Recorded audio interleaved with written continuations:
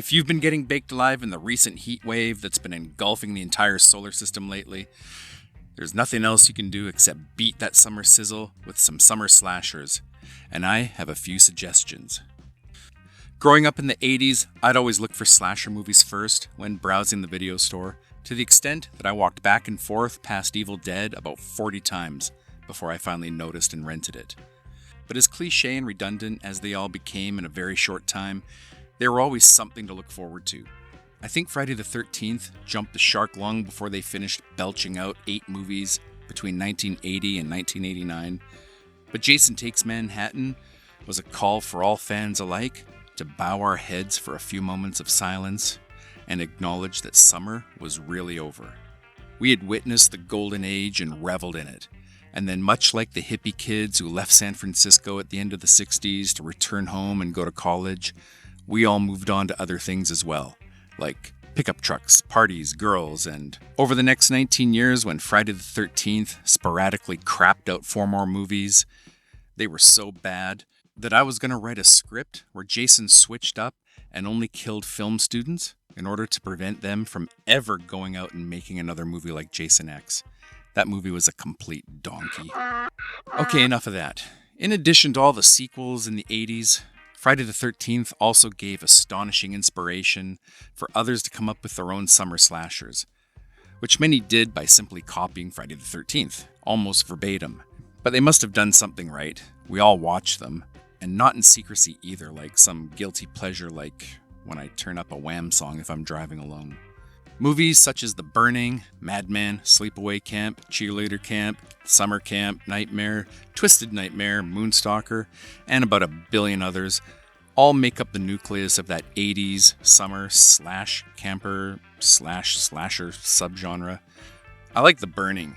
It had some good juicy kills in it, thanks to Tom Savini, and was Jason Alexander's feature film debut, which he probably enjoyed just slightly less than singing and dancing in that McDLT commercial.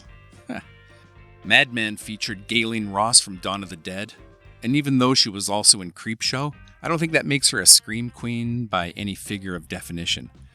But there is an odd scene in Madman where, at utter random, they show her in a hot tub with some guy and cheesy sex music lingering in the background as they advance upon each other, and commence with what I assume would lead to an eventual act of Rhythm Cowboy-style coitus.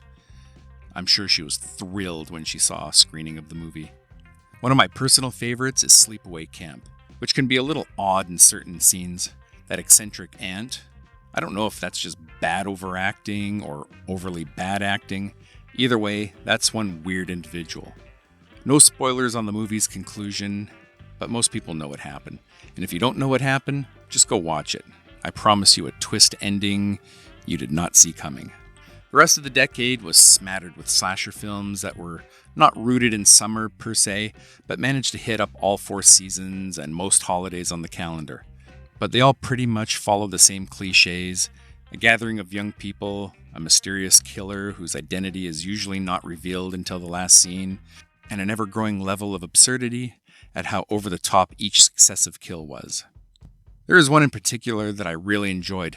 Given my love for nostalgia, The Final Girls from 2015, which is an all-out homage to the 80s summer camp slashers, with a group of kids being magically transported into an actual horror movie from 1984, and they have to use their knowledge of the genre's cliches to try and stop the killer.